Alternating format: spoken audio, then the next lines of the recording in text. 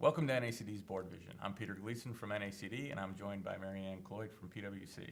Welcome, Mary Ann. Thank you, Peter. Great to be here. It's good to have you here. We are at the 2013 Board Leadership Conference for NACD. It is a sold-out event. We have over 1,000 directors in attendance, and the room's pretty full. So, very full. Very full.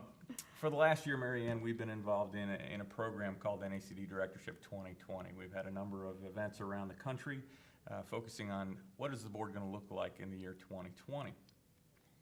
We had a program just a few minutes ago on the 2020 board, and it actually took a little bit different turn than I thought it was going to. It was moderated by Virginia Gambale, who's on the board of JetBlue. We had Clara Shai from the board of Starbucks. We had Helen Gale from Coke, Colgate-Palmolive, and a number of nonprofits on top of that, and Mike Rochelle, who's a retired general from the U.S. Army. I really thought this dialogue was going to be about a little bit about diversity, a little bit about age diversity and perspectives, and it really kind of honed in on what are we dealing with in terms of the environment that we're entering into. So can you share a couple of your thoughts on that, Mary Ann? Well, happy to, Peter, and I love the way you've teed this up because, as you know, you and I have done these together before, and it's rarely that I would be sitting here with notes. But I have to tell you, the content that came out of that, I didn't know what to expect, but it exceeded my every expectation. And to me, what you had is 4 people with very different backgrounds and really sharing, giving a lot of insight into what the world is like today, what it will be like as we look at 2020, and also how that impacts the board. And I think it started up with Virginia did a great job of essentially putting it, where are we today? Mm-hmm. And the notes I made is she said, you know, we're essentially sitting in a world where we're faced with globalization, rapid technology changes, a demand for transparency coming from a whole different angles, and then this whole aspect of, and I think she called it short-termism, right, which I thought was really captured it. And it then immediately went to the general, who I thought did a marvelous job of bringing in, you know, what a military background and insights can offer anyone who's serving on a board, or for that matter, just, you know, in the C-suite. Right. And they spent time talking about what they coined or termed, or I think the phrase that's being used today is contextual intelligence. Right. And he did a great job of defining that, and to me there were 2 key elements of it, one, which in defining contextual intelligence, which is that it's basically taking situational awareness and bringing to that your own instincts. So knowing how to take that awareness of what's around you and taking those feelings that are in your fingertips, is I think the way he described it, and using that to form your judgments and your action plans of what you're going to do next. And again, what great advice for a board. Right. He also used I assume it's a military acronym, VUCA. VUCA, yes. And I'd never heard that before, but it actually makes a lot of sense when you think about it. He said to describe the VUCA you're operating in. Yes, so, and should we tell our audience what the VUCA stands for? So the VUCA, which is V, means that you're in a situation that is vague, that is filled with uncertainty, complexity, and ambiguity. Right. And operating in that environment, what do you do with it?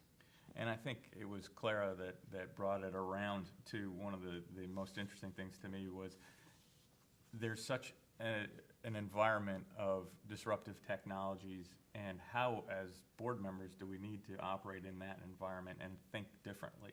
Because I think she wrapped up the session by talking about how you don't even know who your next competitor is, and you've got to be aware of non-traditional competitors. Oh, she did, and I think, and then she came back, and the way she then went on to put it is, she said, you have to frame the opportunity, mm-hmm, and gave 3 pieces of what I think were great advice, again, for directors that are dealing in this world. And she said, you know, first off, it's looking, and that in today's world, what you have is technology enhancing human capital as opposed to replacing it. Right. And she gave the example of how when we were first talking about technology, it's how technology was being used to replace humans, and now it's really more focused on how you're using it to enhance how we perform as humans. The second thing she talked about was technology redefining what we do And she gave several examples of how there are new technologies out there that are affecting your life and my life and everyone else's every day in a number of ways. And then she brought that home with governance and talking about technology and governance. And I think that, you know, what she said, or what I heard her say, is that, you know, we have to really, it's not set where we can just maintain the status quo. Or I guess said differently, our boards today have been operating, many of them, probably common, where they're focused more on the status quo, whereas you really need to set aside time in that boardroom to be discussing these disruptive technologies and what that means to your business and your company. Right, and you know, we are always in, every session I think has put things into the framework of risk, and hers was competitive risk. And if you're not discussing these, you put yourself at an unfair advantage. So Mary Ann, another interesting perspective that came into the dialogue was Helene, and talking about globalization and how we have to think about the global environment that we operate in. What were your takeaways there? And again, I thought each and every, you know, we could almost have a complete BoardVision session on each on each of these sessions, but I thought her perspectives were equally fascinating. And she really, when you look at her roles and what she's done globally, and including the, you know, the very significant not-for-profit she runs, talking about how the view of the world, or looking at the view of the world in emerging markets. Right. And that's certainly something that is affecting not just big companies, but and I think that was one of the points she made, was that almost all companies. But that as companies are doing that, and that, again, the dialogue that brings into the boardroom, is that we're really going to have to learn, and I think her words were, we're going to have to learn how to talk across the divide. Right. And she had a great example, and she was talking about how she tried to make that real for people. And she said she was with a group where they were talking and using the phrase financial inclusion. Right. And she said there were all of these young business types who were sitting there with these looks on their faces, a bit of what does that mean? And she says, well, look at it this way. Translate to these are your future customers. And to me, it was just a great example of talking about how you know, talk across the divide. I thought one of the other really key points that came out of that was, again, going into this whole discussion around how the boardroom, the face of the boardroom, will look different in 2020, was that this probably means that there's also going to need to be a different onboarding process. Oh, yeah. Different onboarding process for boards, where they've always been very much centered on probably, you know, the operations of the company and the very traditional things that we think about that a director has to do. But really, onboarding in the future, we may have to be talking more about dialogue and how you foster dialogue among these different people.